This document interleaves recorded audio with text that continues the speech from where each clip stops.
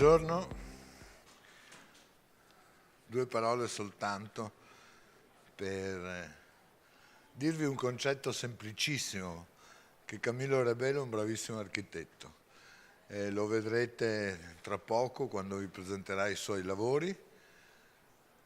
È praticamente inutile nell'epoca di internet raccontare come si è formato la vita, che cosa fa, sono tutte cose che ormai si trovano in pochi decimi di secondo. Vi sono delle ragioni però per le quali è utile spendere due parole per rendervi partecipi dei motivi per cui è stato invitato a parlare insieme a tanti altri bravi architetti in quest'anno a costruire, abitare e pensare. Quando vedrete i suoi progetti, le case che lui ha costruito in Grecia, in Portogallo e che si appresta a costruire in Portogallo, e poi le confronterete con due musei che ha costruito, tutti e due in Portogallo, uno in Porto, il Museo di Porto, e l'altro il Museo Coa, che è quello che ha suscitato le mie maggiori curiosità quando l'ho visto, anche per capire come è costruito quel progetto. Vedrete all'opera due modi diversi di affrontare il tema dell'architettura. Ma, ovvero sia, mentre per quanto riguarda le case sono tecniche costruttive tradizionali, il Museo Coac invece è una ricerca molto interessante, io ritengo, sull'uso dei materiali e sulla struttura, sull'invenzione di materiali a partire da tecniche tradizionali e poi come questo edificio è sollevato da terra in una posizione, in un luogo meraviglioso. Il tema dei rapporti con l'ambiente è centrale sia nelle opere di più piccola scala, come sono le case, le abitazioni, le due ville, credo, che vedremo oggi, vero Camillo? Due ville, una appunto in Portogallo e l'altra in Grecia, e alla stessa maniera invece il Museo Coa. È come un adagiarsi, è come un trovare una giusta collocazione sul territorio, sulle pieghe del terreno, di come sfruttarlo. È uno degli aspetti più caratteristici del lavoro di Rebelo. Trovare la giusta collocazione, ecco, questo è il tema, e dopodiché declinare i suggerimenti che dall'ambiente, dal terreno vengono nelle forme e nelle modalità costruttive. Questo spiega tra l'altro il fatto che lui ha frequentato una scuola di architettura, che è quella di Porto, che mi racconta di non avere particolarmente amato, ma intorno a questa scuola di architettura ruotavano, e sono stati riferimenti per la sua formazione assai importanti, due figure caratteristiche di Porto, che sono quelle di Álvaro Siza e Souto de Mura. Ha lavorato con Souto de Mura e pur tuttavia nel suo modo di esprimersi, secondo me, soprattutto questa ricerca di trovare la giusta collocazione nel luogo, c'è molto, io vedo, della lezione di Siza. Non c'è la sensualità nel suo lavoro, che è invece caratteristica di tutte le espressioni di Siza, vi è una maggiore durezza, che è l'aspetto, io credo, che lui ha tratto dall'esperienza che ha fatto con Souto de Mura, ma pur tuttavia questo elemento sensuale rimane. Trovare la giusta collocazione, la giusta posizione nei luoghi ha a che fare appunto con la sensualità, con la tattilità delle cose che si vanno a toccare con le opere che noi costruiamo. Ma ho finito di dire questo perché di dire qualsiasi cosa, perché adesso sentendolo voi avrete la possibilità di apprezzare meglio, e forse anche in contraddittorio con quanto io ho detto, il suo lavoro. È uno degli architetti di cui tanto sentirete parlare nei prossimi anni. Buon ascolto. Grazie. Sì, grazie.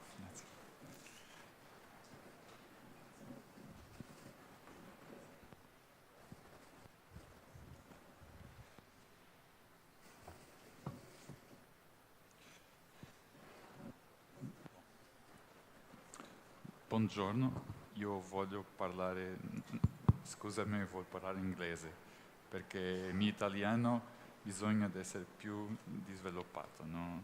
Mi mancano molte parole, ma vuol dire che è un piacere enorme di essere qui con voi oggi e anche che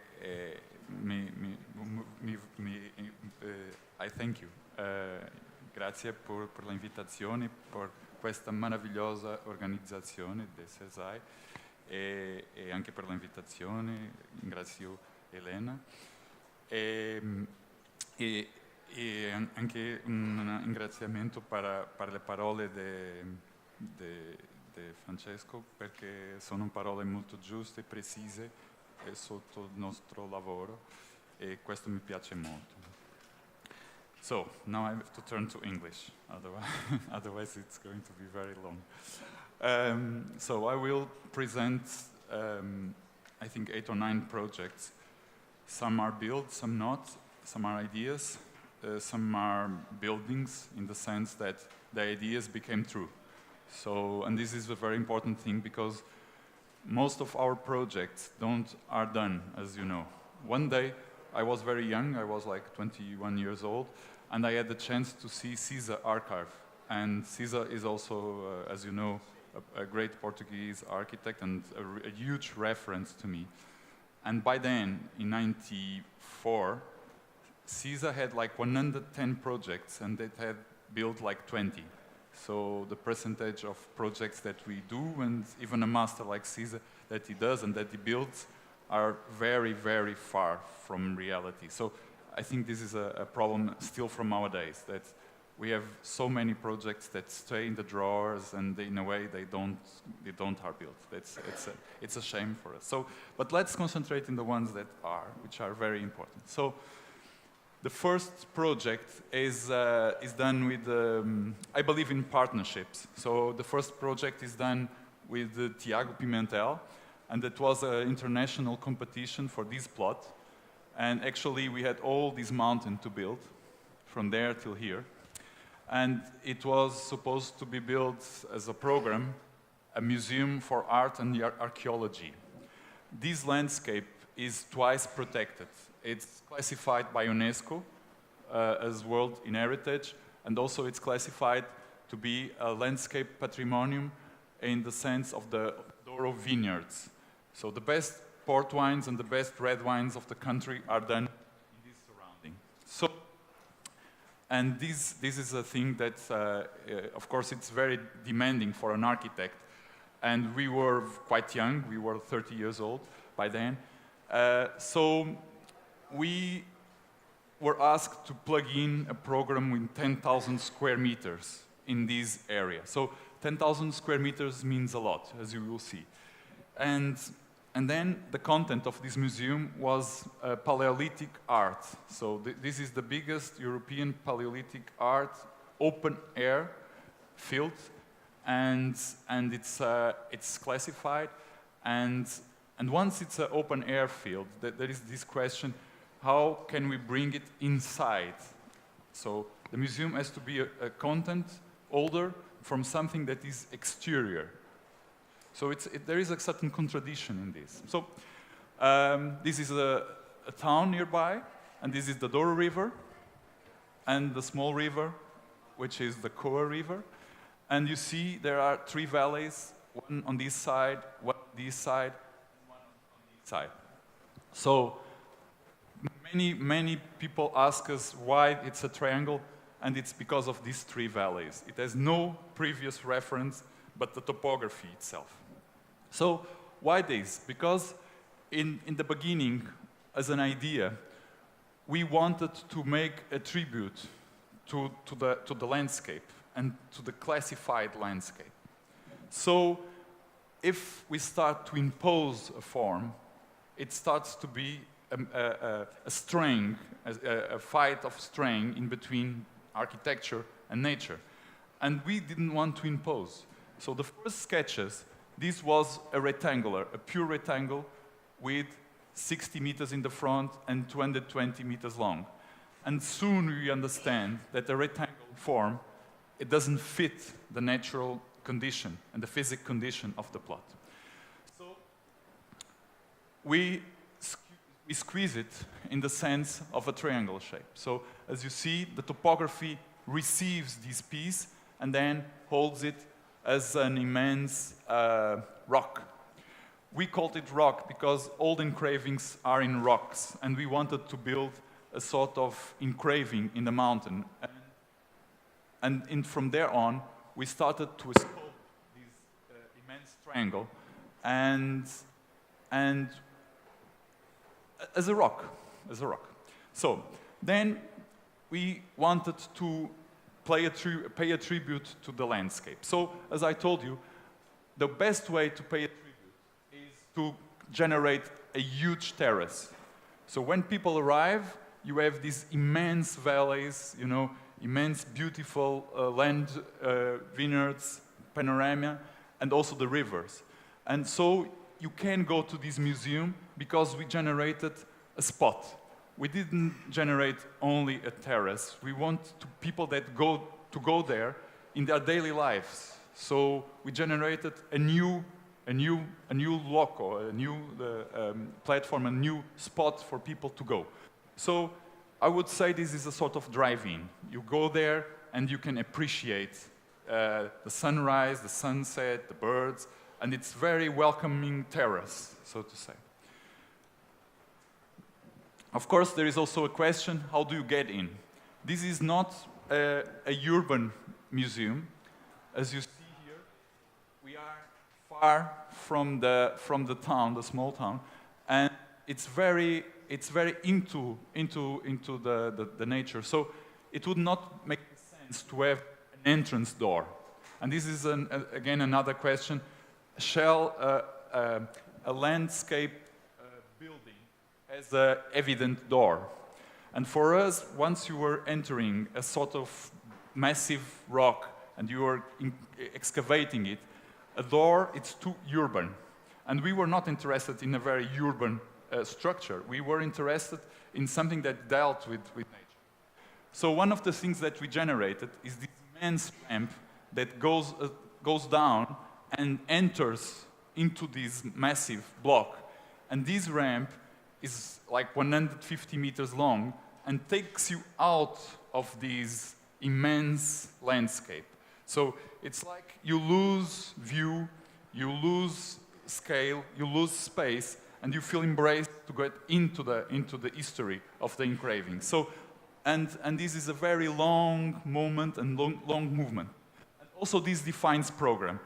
Triangle, so this is administrative and administration and research labs, etc. This is the motor of the museum, so all the techniques are in the middle. And then here you have the auditorium and the ticket and also the store. And here you have all the exhibition rooms. So it's very simple: administrative, public, pedagogic for kids, auditorium, exhibition, and the motor in the middle. So, and all the corridor is a gap that leads you within the history of the content. So both as a structure element, as a content element. So you see, these are some open air stone yards, very near the museum. And we were interested in the color as well as in the texture of these.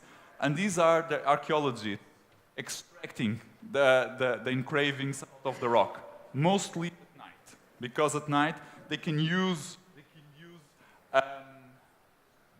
the spotlights to have the best view.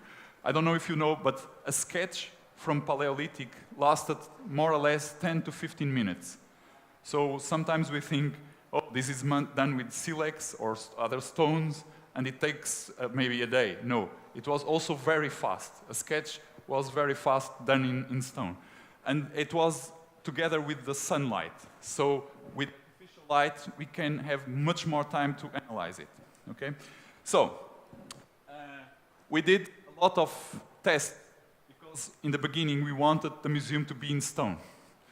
And soon we find out that the stone, the local stone, is a very beautiful stone, but it's very fragile. So it's mechanically not good to build with concrete. So it will be, sandy, and it will break very, very soon in time. So what we started to do, we started to combine stone with concrete. And it's, again, a technical problem, a mechanic resistance, it's not there. So the engineers told us, don't do that. It's going to be a huge problem in the future. So we went to the labs in the Cersaie industries in the south of Portugal, and we started to work with the lab, and we produced artificial stone. So this is in concrete with polished wax, and we extracted exactly the same stone, but we did it in concrete. And then, of course, colors. We tried many colors, and these colors were very important because, as you see over here, there is a big spectrum of colors within the valley.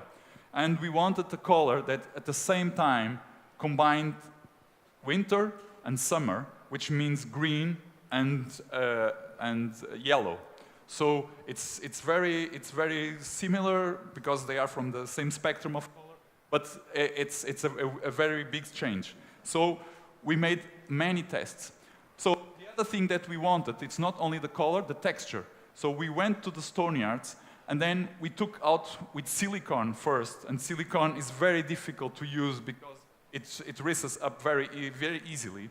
And we then go to fiberglass. So fiberglass, when it extracts texture, is good because it's a bit hard, and it's good because it gives a bit more abstraction to the surface, okay? So this is the plot, and sometimes people ask us, don't you fear as architect, don't you fear, there are moments of fear in your work? And I can tell you very honestly, the only moment we had fear in this project is when we went there and we took Alpha Mountain away, because there you have this sense that I destroyed a mountain. So, and the mountain in a patrimonium in heritage field. So, and from there on, either you propose something that is, in a way better, or at least something that is, done in an elevated way, or you ruin the mountain that never come back. So, and this was the moment. So they started to do the foundations, and we used the foundations to make tests. So we were testing color, texture, everything in the foundations. So one day, if people go there and tear the museum down, they will find the archaeological tests of building architecture, So it will be also for the future archaeologists to have work. So I think it's good to give this opportunity. I hope the museum is not demolished, but anyway, we'll never know.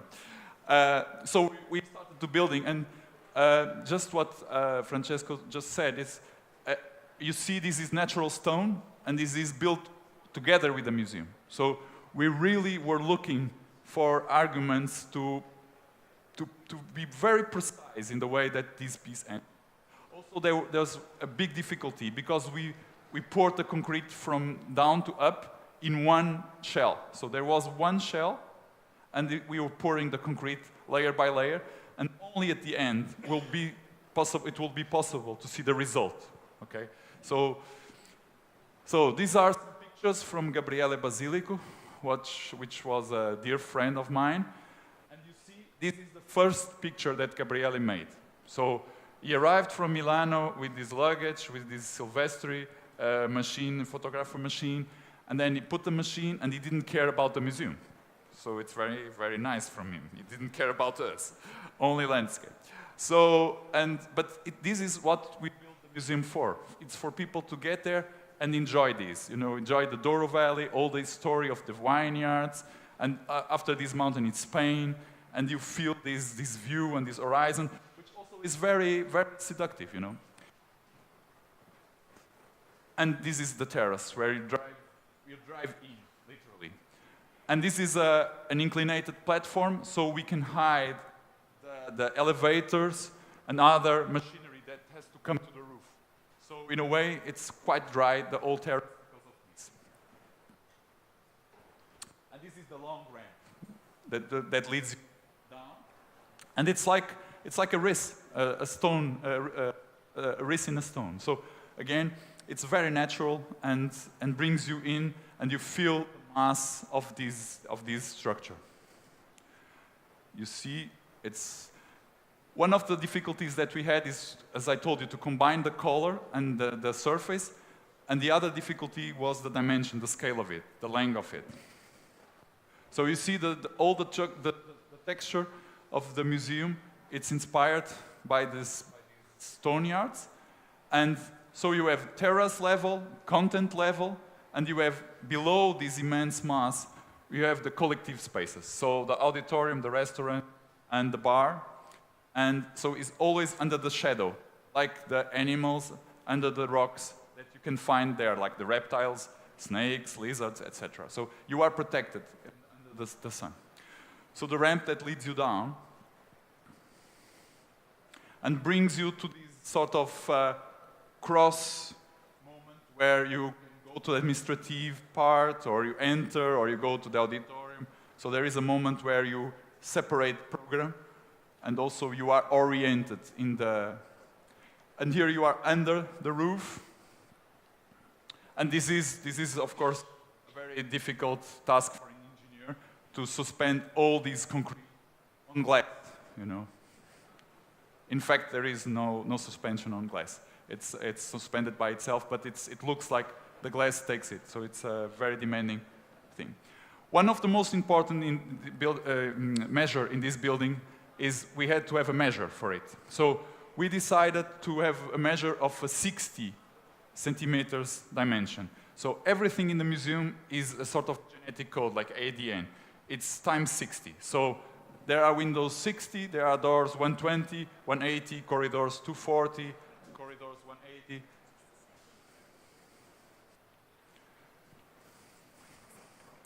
Yeah? Okay. Good? Oh, okay. So, and everything is times 60. So this helped us a lot because it's very long and we have to have criteria. And we believe that Paleolithic art is made from man to man. And in this sense, we believe that the dimension of the man, it's the measure of the human body, and it's 60 average. So we believe that this was the right measure for the museum to go through. This is another picture from Gabriele. You see the long corridor, and there is content left and right. And this corner is inspired in a picture. No, not the mirror, but the cut is inspired in a picture from the grotte in Napoli, where the sea, you know, cuts away the stone. And this is the last room. And here I have a very short story, but very interesting, which is we asked a contemporary artist, Portuguese artist, to do an installation. And this installation was done with a mirror, like this. And here we had a problem of scale. The architects, and we put a horizontal mirror, a black one, so the roof seemed to be the double scale. And we had this question, because this question is really important. The archaeologists don't know the beginning of history. So they have very different opinions. Some say it started like this, it started like that. And it's very interesting because there is still remaining, there is still lacking an understanding of the beginning. And I think for humanity, this is very important, that we have still these wonders. What is the beginning of humanity? So how did they start doing these engravings? What was the reason? What were the moments that they did that? And so there is an indefinition about this beginning. And I like very much, because we wanted that room to be a bit with this black ceiling, the indefinition of the beginning of the story. And then the artist that we invited, Angelo, put the mirror glass vertical, like towards our horizontal roof. So you don't see the ending of the mirrors. And for us, this is the perfect understanding of not knowing the beginning. So once this is the first and the last room of the museum, it's also in the roof a statement of infinite. We don't know, and probably we are never going to know. And this is wonderful for humanity. So you see, this is the piece. It's 200 meters long and 60 meters wide, 60 meters wide. And then it's the size that we find out that didn't disturb totally. So it's there, it's within the mountain, within the landscape. So the second project is a project, it's a competition, and I'm going only to put out the idea. So we had to do a museum for the tram history in Porto, and the tram is very known, very interesting. We have one of the oldest trams in Europe, and the program was to do administrative, a bar, an auditorium, and an exhibition room. So once all the pre-existing halls are very beautiful halls, it would make sense to destroy them, to do a museum inside of these halls. So two are garage for repairing the trams, one is a garage to keep the trams, and another one is a turbine hall. So it doesn't make sense for us to destroy them. So the idea was where to put the museum once you are not destroying these halls, industrial halls. So we decided the best facade would be the turbine hall, so it would be shown. And the rest of the facades are not interesting at all. So our idea was to do a very new contemporary facade that was related to the scale and the shape of the pre-existing halls. And in that sense, we generated the exhibition rooms over the garage, and we generated the administrative part, the bar with terrace, auditorium, and then the shop and the entrance, which will be the platform for the turbine hall, which should be kept as a turbine hall. So it's like a mask that you put in front of the museum, in front of the pre-existing structure, and receives the museological part of the museum. So you see, everything, people think that this has an immense value. No, this is the value. This is a copy from that, a bad copy from that, and this is a small house that was built right in front. So it's very disqualified, all the facade. And here you see the entrance of the two garages. So what we proposed is like only to do the front. The best facade stays, the terrace, administrative, bar with terrace, entrance with the shop, and there over the garage entrance you had the exhibition hall. And it will be very easy to plug in. It will not destroy at all the pre-existent halls and functions of the museum. Also very easy to build in the sense that you didn't have almost to touch the pre-existence buildings, only to have to demolish that old fake part.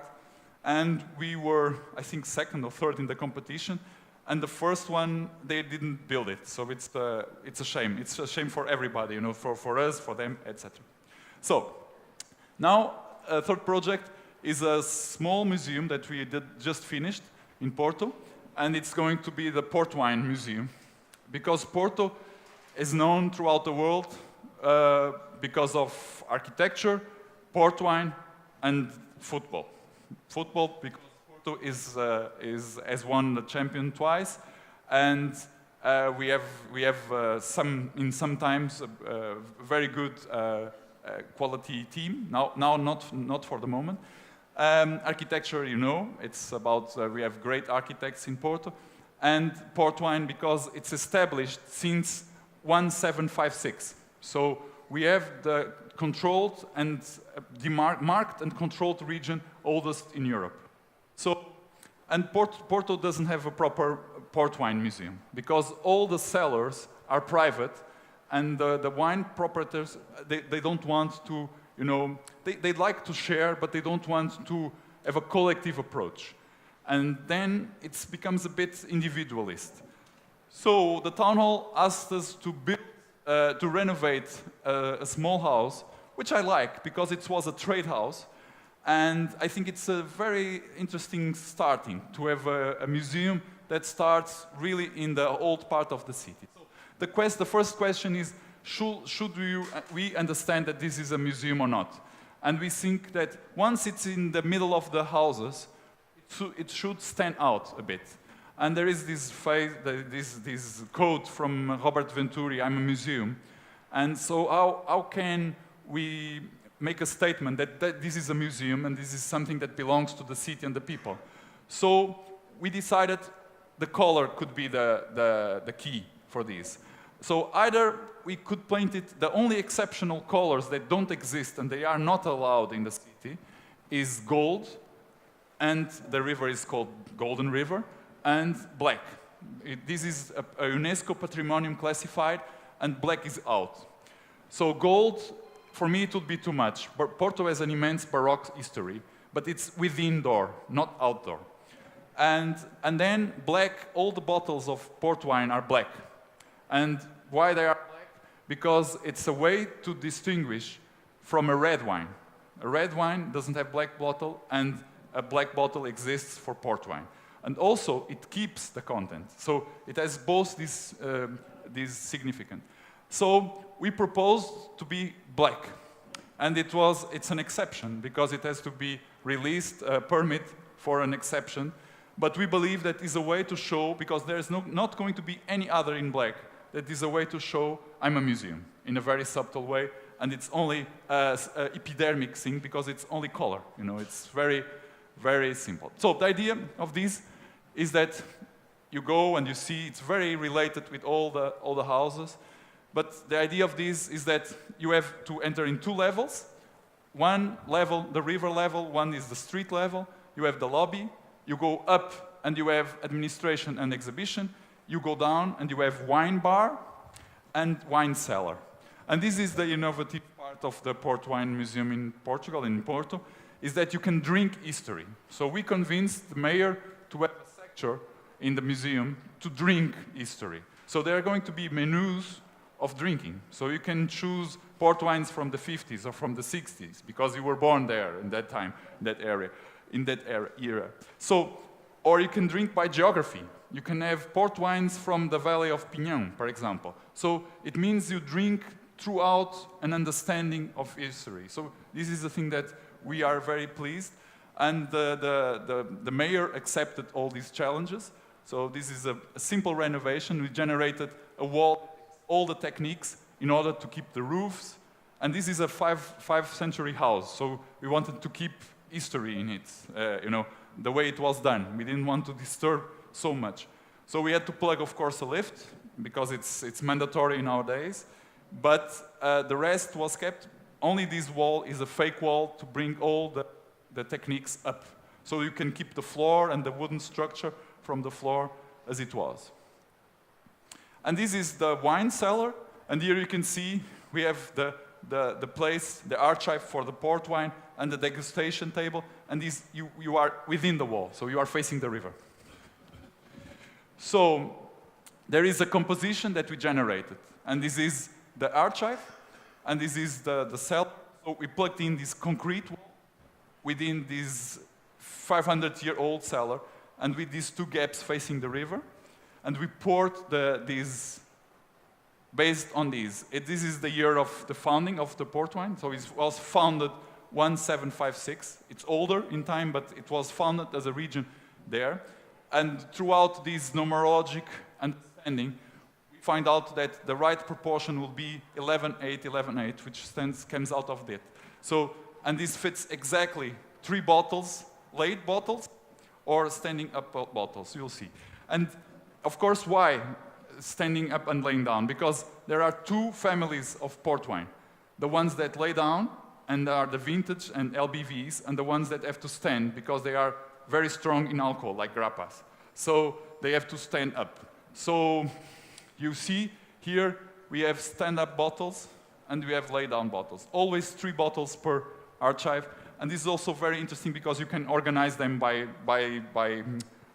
labels, by years, by traders. You know, it's all over the... Also, in the museum, we proposed the proposal room for events, and it's a very interesting structure in wood, in stone. And we added only a stage with a toilet and a small facility kitchen, and this is for degustation, and it's always a place for the culture and the wine. So you can do here wine and reading, wine and art, wine and social activities. So it's always wine plus.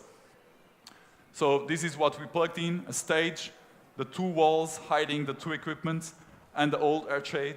And this is a very, very, very easy, because it opens direct to the street, and it's very, very easy to use it, and very playful as well. And we believe port wine, we say this all the time, port wine, 1 + 1 is more than 2. And it has to be. So it's something that elevates our souls and our spirits. So port wine has an immense history. These are only historical images from the 30s. And you see all these boxes are for New York, Rockefeller Plaza. So, and we want to elevate, again, this brand of port wine and make people understand that this is really a brand that brings Porto throughout the world. And this is our... So, we have also a very simple project of renovation, which is for us very interesting, and we are just finishing it.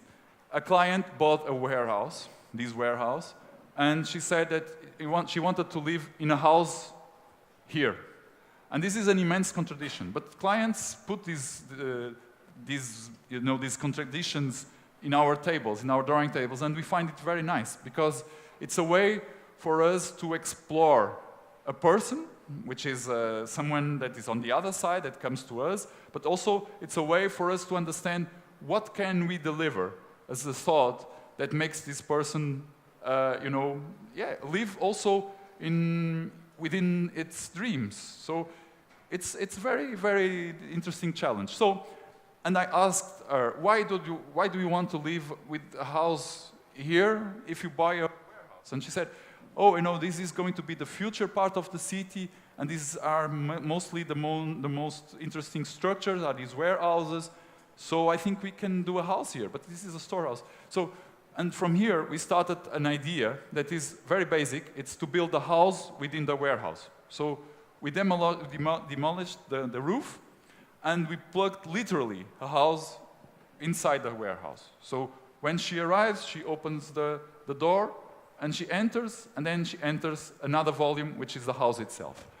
So in a section or in a plan, it's like this. You open the door, you enter.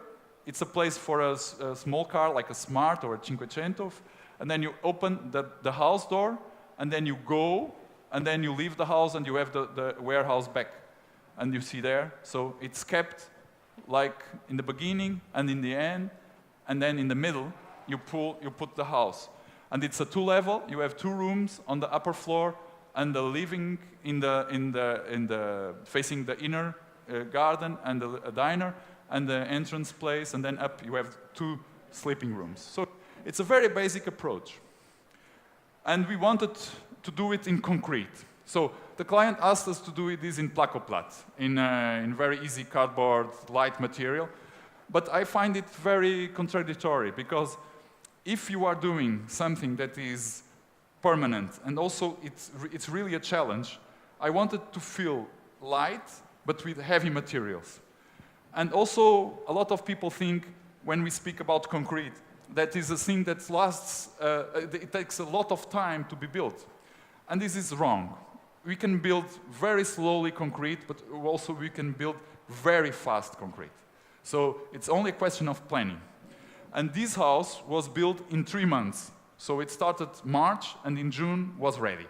So in 3 months you can build an entire house in concrete. And this was also a challenge for us as architects.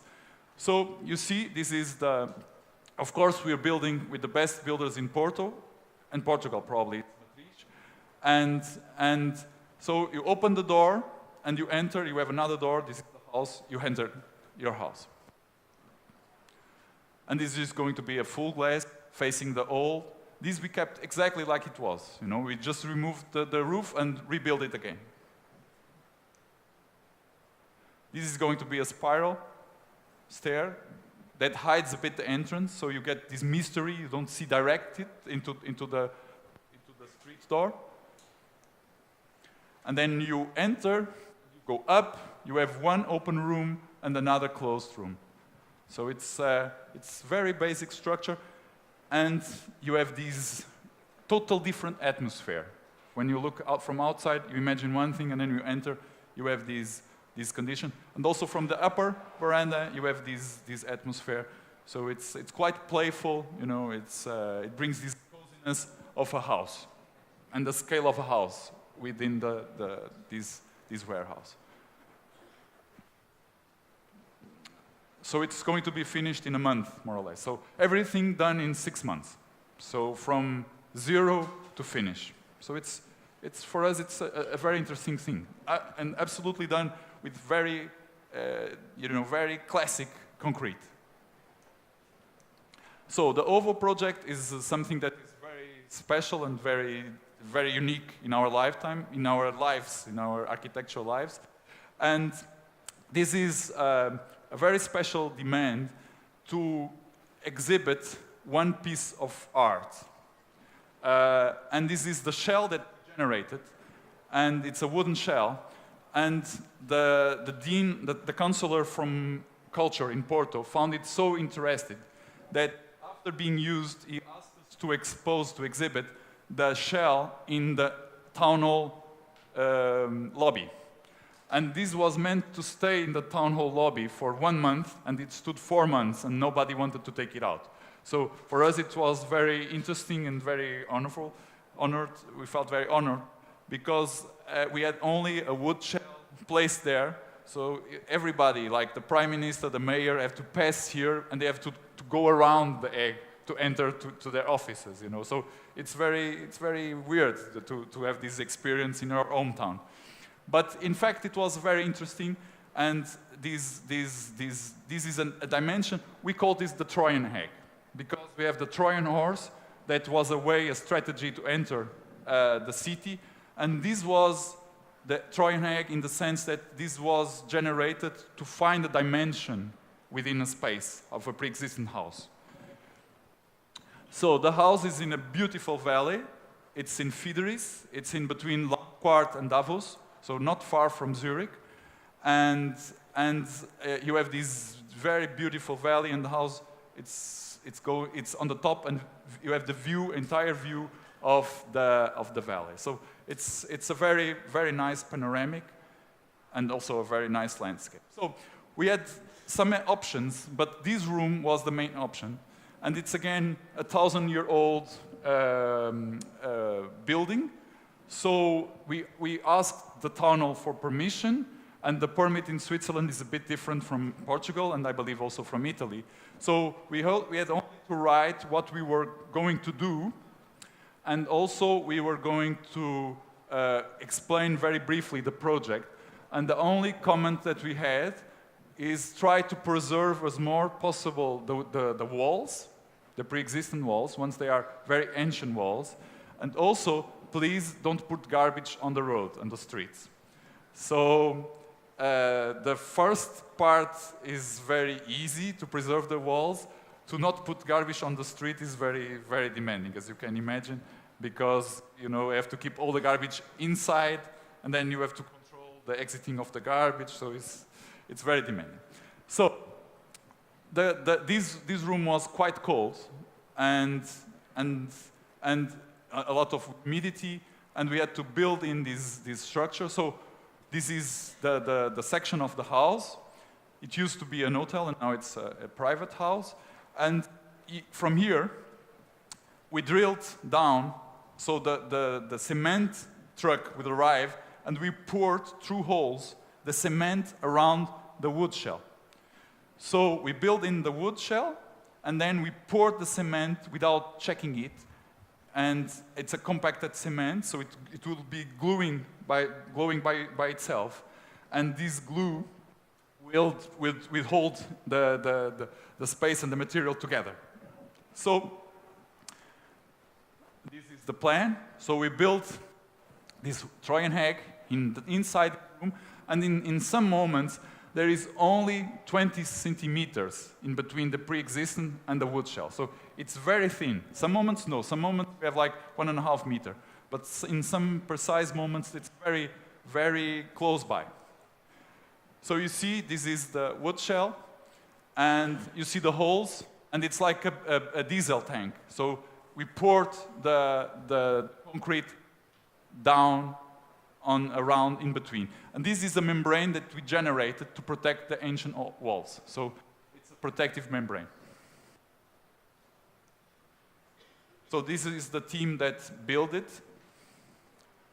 And it's very interesting because here I have to do a short break to tell you two stories.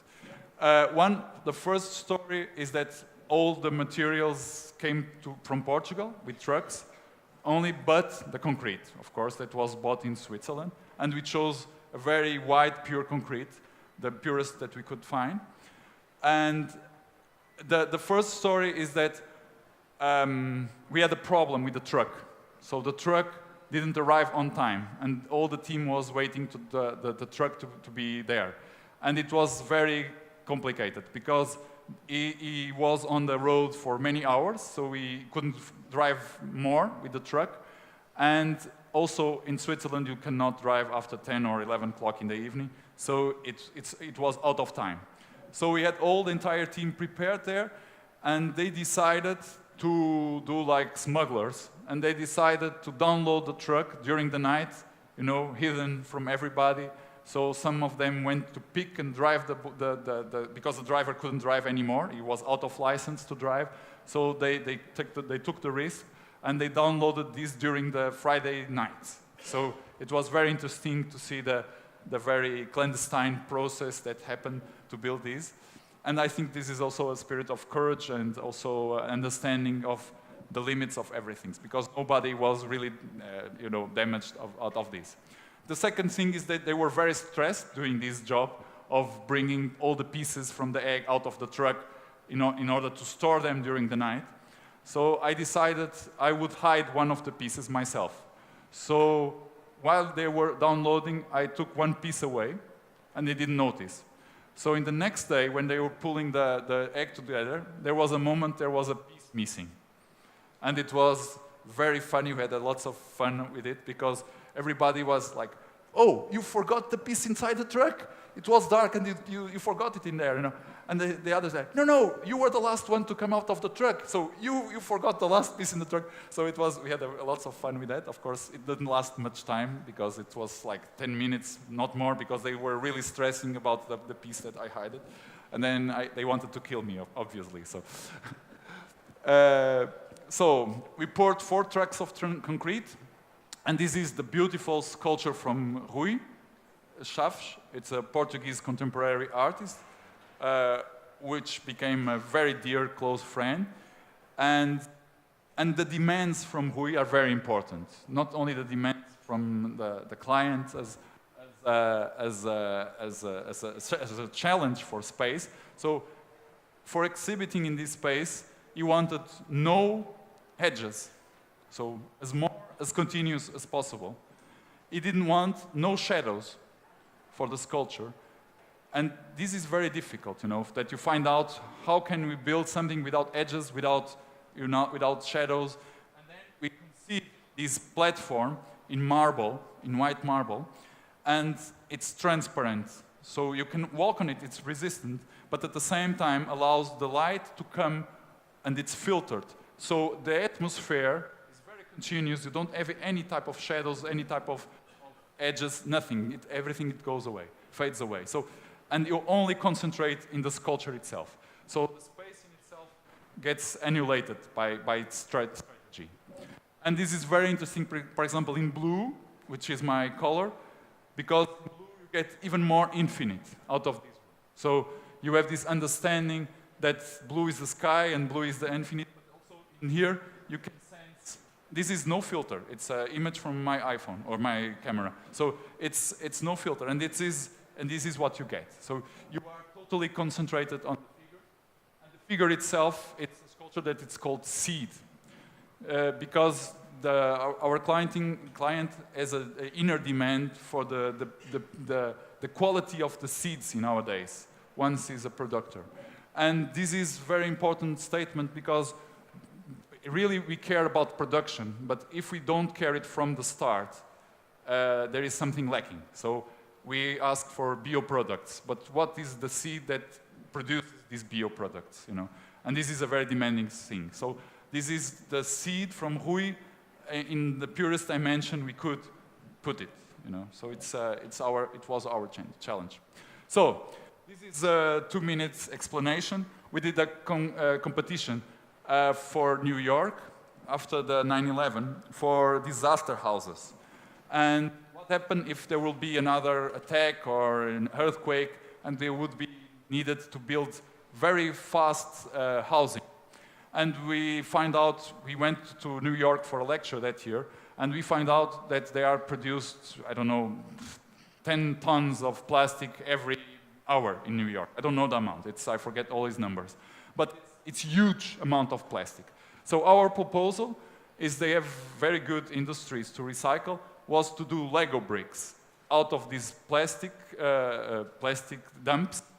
And these Lego bricks would be built as a Lego tower, as provisory housing, as an exterior structure. So our engineer worked very seriously on this, and we asked Lego to use the brand as a name. Of course, this has nothing to do with Lego. They only authorized us to use it as a name. And you see, these are Lego bricks. It's more or less 1 times 1 times 3. It's very easy to carry them, because 2 men can carry them very easily, and because they are empty. They are only bricks. And then what we do is that one of these, you can take it out and you fill it with water. So a fireman comes there, with a truck of water, and he fills them, and they become immensely heavy, very easy to build, and you can build 1 floor per day.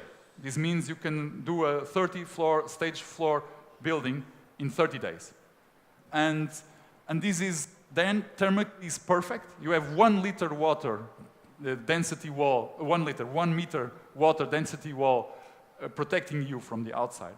And also the impermeabilization is done because it's plastic. So you can combine thermic and impermeabilization in a very fast way.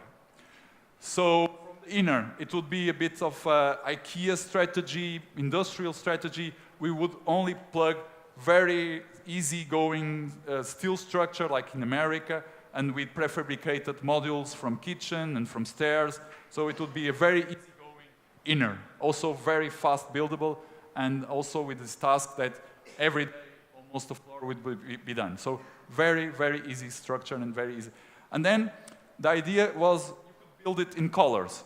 So once this is a catastrophe scenery, they could be sponsored, They could be sponsored by whatever, Vodafone or IKEA, or, they could be, it's like a contribution also from the sponsor towards this catastrophe scenery. So colorful buildings would rise provisorily. They were meant to last, of course, like 2 years or 3 years. It was emergency housing. We were choice of the jury, but we didn't get the first prize, unfortunately. But it was really a profound research from our studio and from our engineers and team. So then also a very quick idea. We did this competition and we were excluded immediately. It was a competition for Switzerland, and sometimes it's also good to be excluded immediately, because either something is totally wrong from our side or something is totally wrong from the jury side. So once we are not convinced that we were wrong, which a lot of time happens, of course, probably the jury side was not okay. But anyway, I tell you, so the jury defined that in the middle of a landscape in Switzerland on the Lake Geneva, they wanted to build a block. And this is where we start to have problems, because I don't believe that urbanity can be, put into a landscape in a very easygoing way. So a block is a profound statement of urbanity. And I don't know many architects, maybe Corbusier with some unités did that perfectly, that can put a block in the middle of somewhere without a statement that is urban. So people in there live in small houses, they have very nice agricultural fields. Why a block over there? And for us, this question arises from the first moment on. We said, we are not going to fulfill the demand. Either they kicked us out, or they understand what we have in our minds. We were kicked out.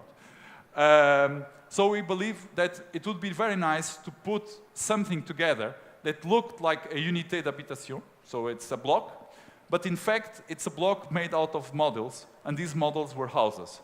So it means it's 35 houses. It means that you live in the countryside, in a block system, but with the feeling you have your own house, with your own terrace, with a very beautiful landscape view, and all the houses were different. So they have repetitive models, but the way that they face the old structure, and also the way they face the landscape, they were going to be extremely different.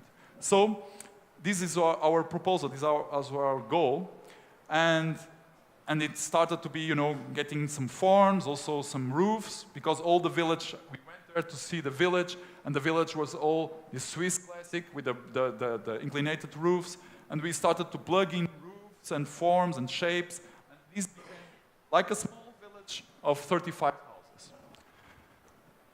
And this is more or less the result. So you can see it looks like a housing complex, an individual housing complex, not a single thing. Of course, we repeat it, like these are same size windows, and then we have the similar strategies here and there, but always with a logic that becomes each one is customized. And the idea is also, because we lived in a customized world, each of you have different shoes and different trousers and different shirts. So we need to customize things in our day. So it doesn't make sense to generate a unité which everybody will have the same logic. So the idea is that you almost could choose where to go. I don't know which one was my favorite. I like these ones that have, you know, a bit more abstract and figurative at the same time, but I could find others. So. And also from the back side, you'll have this feeling that this belongs to the pre-existence, you know, so it's very harmonious, and you don't have this feeling of a block that really is a urban statement and doesn't fit. So the final story, I think this is the last image. So the final story of this is that the first architect that won the first prize proposed the block. He was the winner. And as you know, in Switzerland, there is a referendum.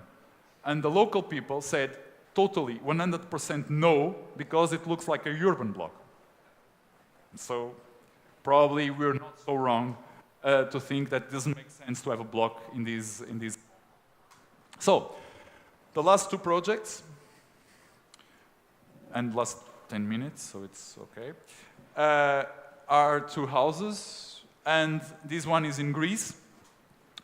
We did a competition for Warsaw, which I'm not going to show today, and because of this competition, we were recommended by Herzog de Meuron, which I worked with immense pleasure and friendship, to Greece for collective projects in Athens.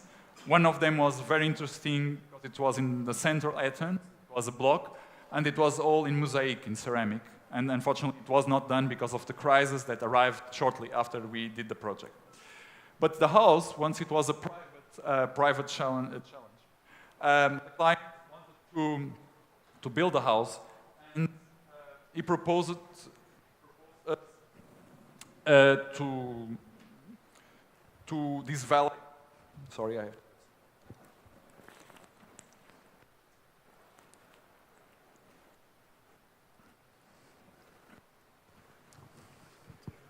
Okay.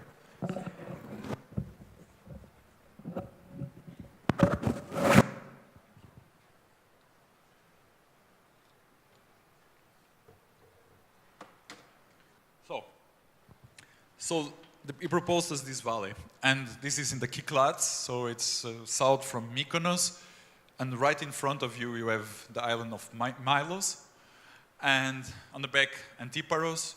You know, the Venus from Milos was found there, and the marble comes from here. So you have this relation with history. We liked very much this valley because it was the worst scenario possible. You think this is a very beautiful view, and it is, in fact. It looks a bit Japanese, you know. It's like a kimono that hides a bit the naked nature behind. But in fact, also, it has some mystery in it. All the other plots are explicit. You see the sea totally, you see the sky totally. And this, once it's a valley, it's very demanding, you know, because also the client wanted to have all the rooms should see throughout the sea, and to have the view of the sea. So it's very demanding to do a house that has to be in a valley, you know, semi-enclosed by the topography itself.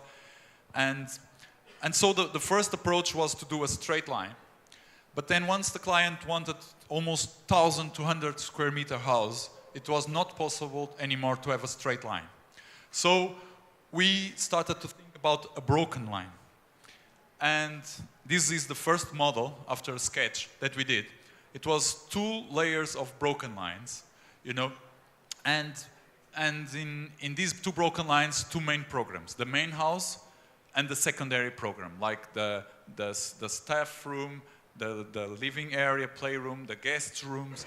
And so it would be 2 levels of living within these 2 walls.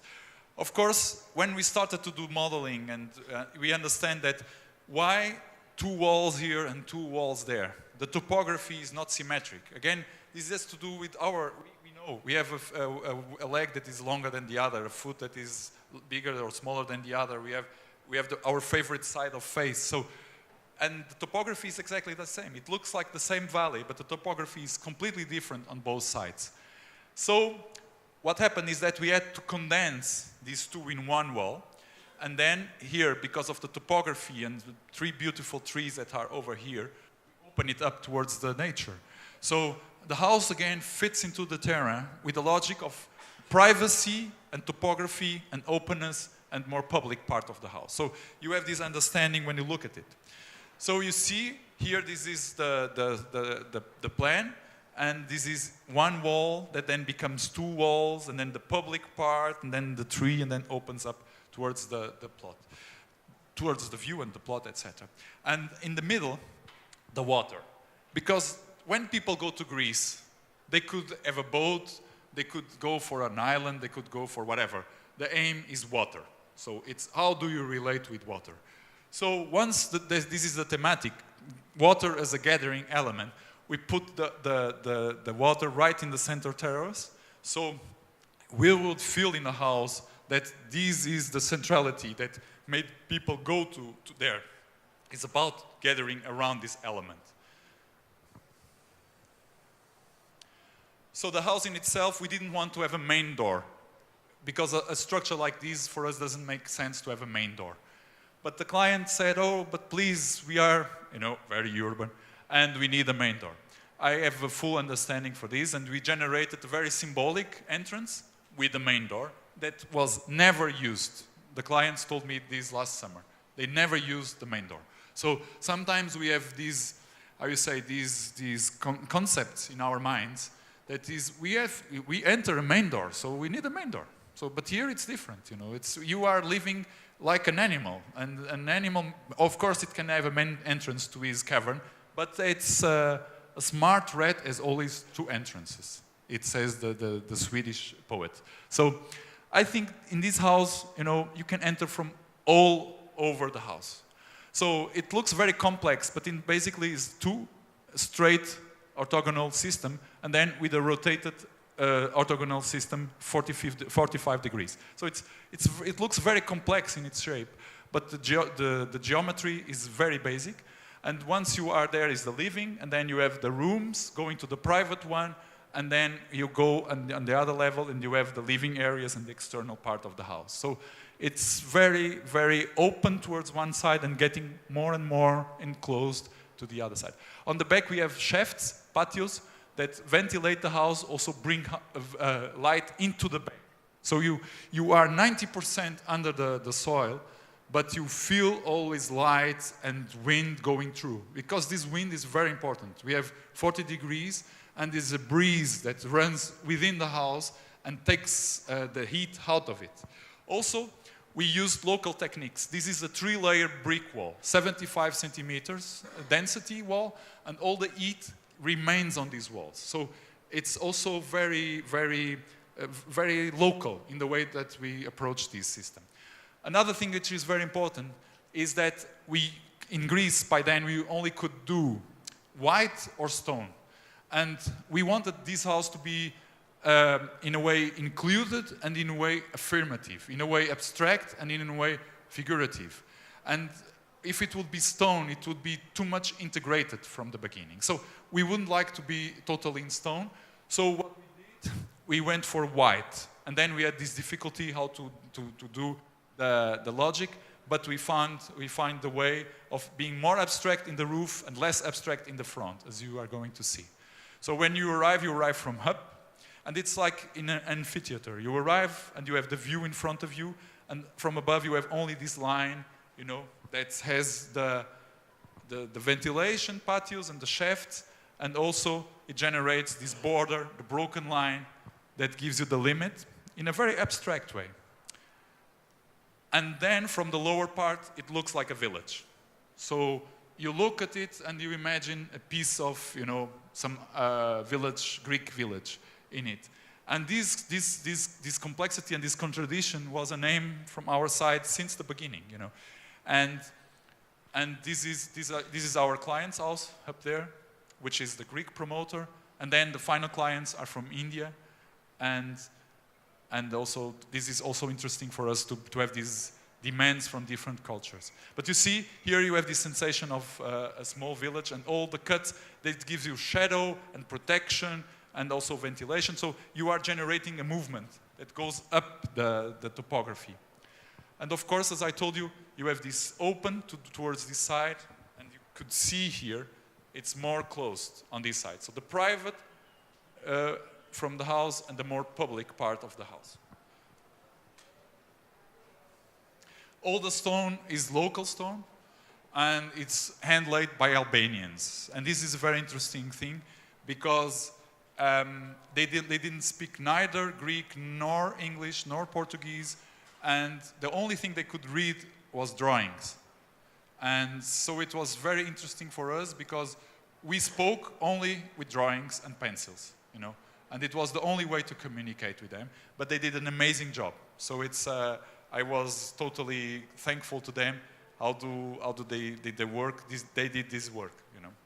So again, facing in. Also, we have very natural and local shutters as well, which allow wind to press and refresh the house.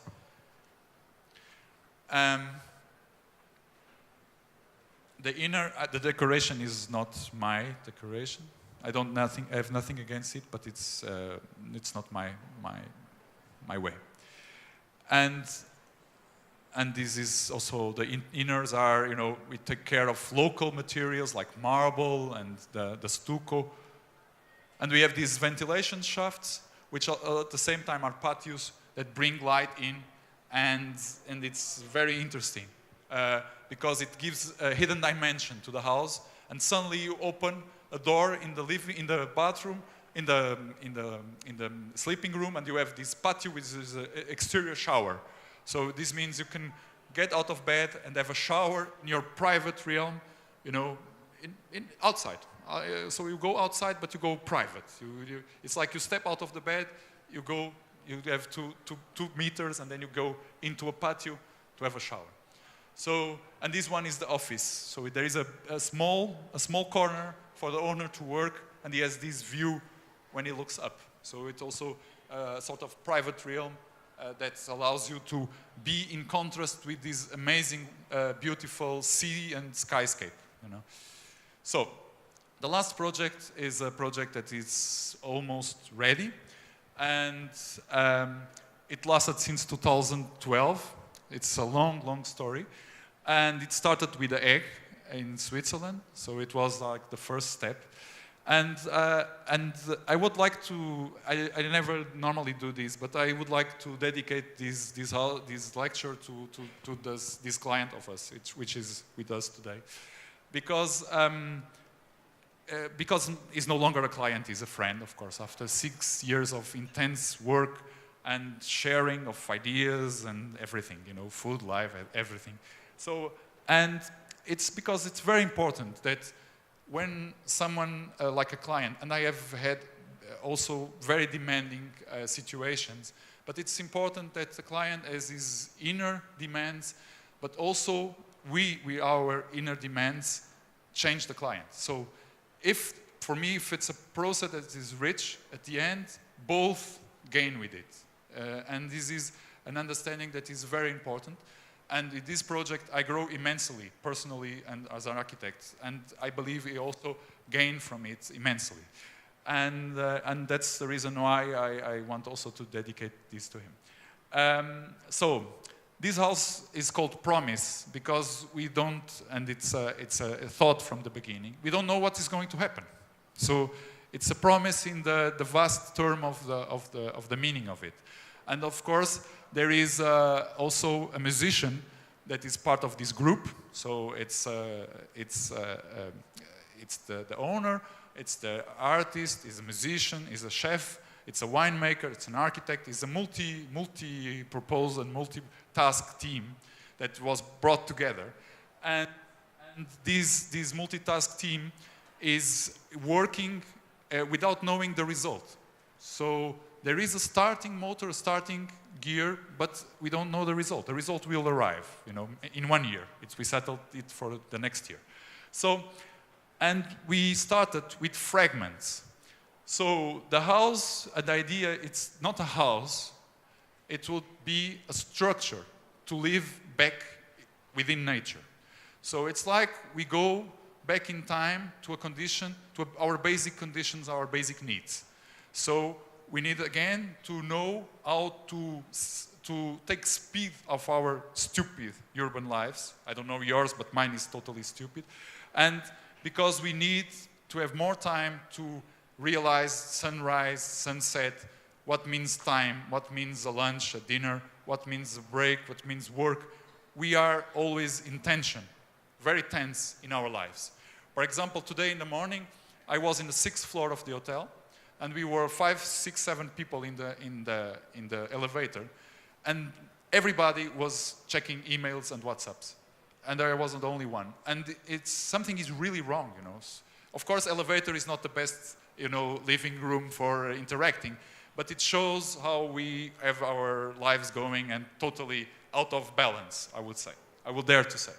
So we started to think about how can we, plug elements in nature so it feels like you are back within animals, trees, sunrise, sunset, wind, all these elements that are very, very needed for our balance. This is Shibata Toshio, a Japanese photographer.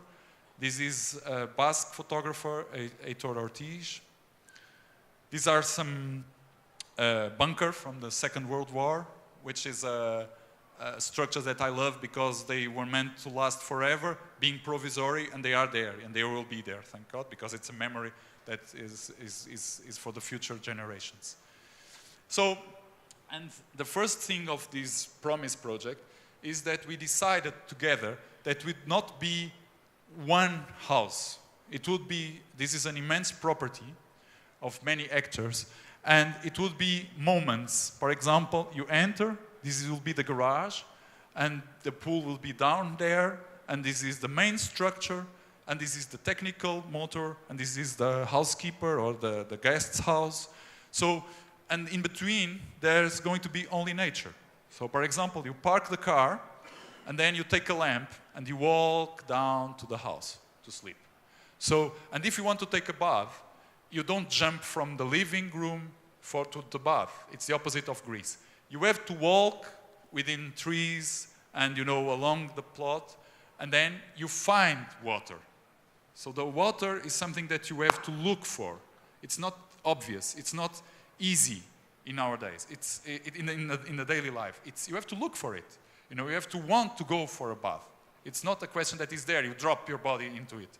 So, as I told you, I want to call this a structure because a structure has a basic complexity in it, which I like as a whole. So one of the things that we could see here is that the house is also very excavated, and this looks very dominant, but it's only the cover. Now it's covered with earth, so you only have this skylight. So the houses the structures are within the earth, and it's very interesting because we are building for the last 3 years, and now nature is taking over, and you almost don't see anything. So it's like the plot remains like it was in 2012 when we started to work. So the first sketch was this for the main structure, and it was meant to be a straight line. And because he has one of the lightest bicycles on the planet, I would like to have this idea that he could cycle within the house, So he could cycle and the house could be playful, or roller skating. But roller skating is very urban. Cycling, you can have a cross-country bicycle. But then we found out that the topography didn't help us to have long corridors. So the house is 50 meters long. And the house is very basically, because it's very basic, it's sunrise, sunset, And all different plugs have different contents. And so this is room 1, room 2, main rooms, but they plug within different conditions and different natures. So here you can see it's the sunrise, and it's from this side, it's one of the rooms, and then the sunset will be on the other side. And this is very interesting because the sunrise is the I, so it's the individual, and the sunset is the diner, and it's the collective, because we believe that food and drink, and it's Portugal, but in Italy I know it's also very important, is the aim of a collective sharing. So we go from the I to the us, and also all the structure is a very straight line, very basic straight line, and of course these rooms are meant to sleep, but they have no doors, only a curtain. And also it could be another thing. It could be another space, It could be an office, or it could be a diner, So, and for that, we generated a very important thing, that is a common bath. So we were starting to check how many bathrooms does this house have. So one for the first one for the second room, and then maybe a guest bathroom. And then we realized that this is about 45 square meters. So why don't we bring these 45 square meters together and we generate a space? And so we generated this like a spa.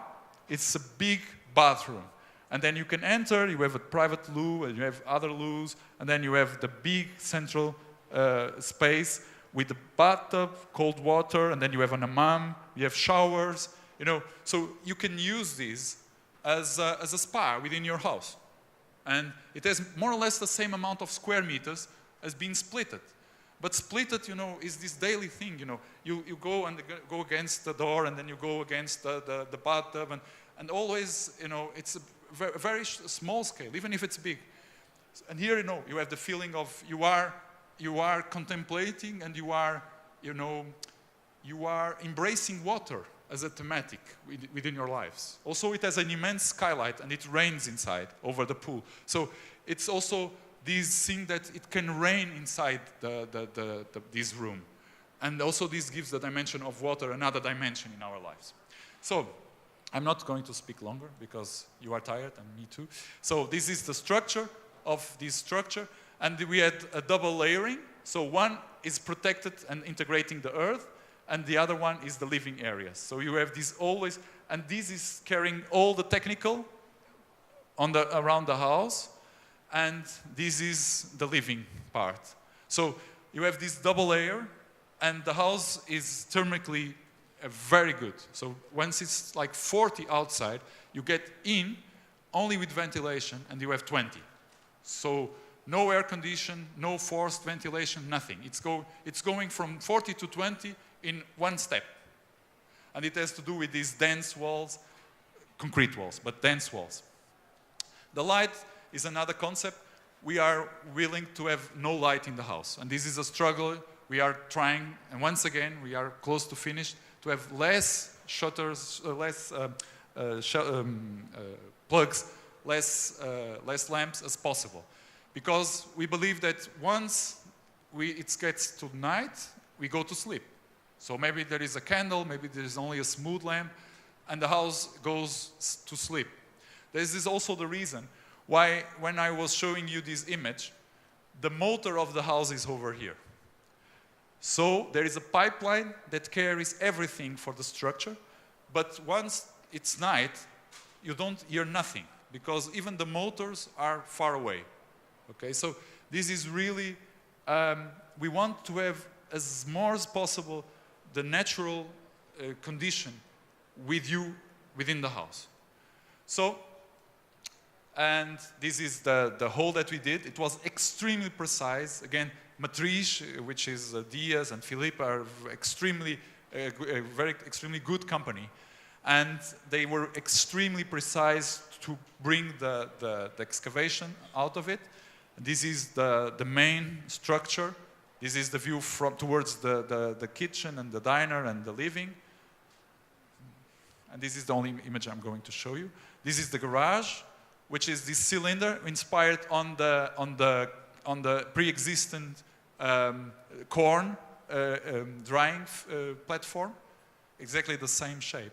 And it rains also here inside. So the cars are protected, but it's open air. And this is the small house, which is ready, and it's ready to be used. Only 2 pieces of furniture missing, and this is also the same. So we had very strict controlled areas. So it has these 2 walls that integrate and give dimension with this integration system, and then there is a sculpture from Rui, and Rui is going to have like 10 to 11 sculptures in the house. Some are chimneys. This one is a chimney, and this is the skylight for the bathroom.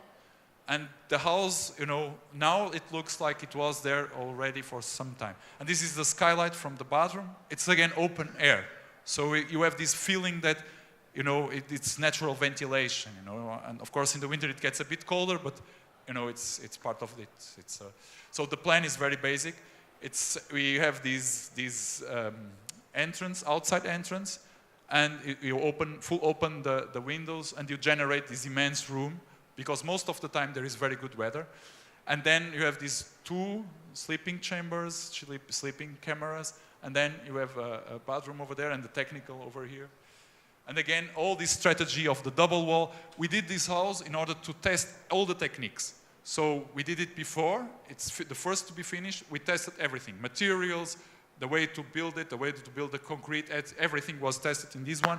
And then we did all for the big one, so we don't have any type of mistakes again. So you see, after 2 years, the house already, and this is a picture from last year, from last January, so you see the house, it's already very much integrated. And you see the sculpture from Rui, in this case it's the chimney, so it's the vertical and on the rooftop. And this concrete has a very specific characteristic. Is inspired in earth, in terracotta. We wanted in the beginning to do everything in terracotta, and then we find out thermically is perfect, but we cannot do big spans. So it's and then we started to study concrete in the same way. And this concrete is done without any drills. So it's the shells are compacted and with mechanical arms into the walls. So there is no stemples fixing them. And also the way it's laid, it's like a cake. It's one level of concrete that goes around. So it takes a lot of time to build this, and we called it Taipa concrete because it's terracotta inspired. And you see the vegetation is more and more taking over, and now you almost don't see the house, which is our aim. It's again to generate a shelter that it's very integrated and disappears with time. And this is going to rotten as well. This is going to fall apart during the aging of the house, which is also for us it's very important, because it's a sign the house is aging and it's integrating more and more the nature, So it's a very demanding task also for us. We are using the local marble as well. It's a pink rose from the surrounding Évora, Estremoz in this case, and that's it. So we have this atmosphere. Pink was a color that we were extracted also from the terracotta color. So we were checking the colors of this context, and we found out that this was a very nice combination in between the existing color of the floor and the building in itself. And this goes inside, and you have this porch that becomes living in a continuity.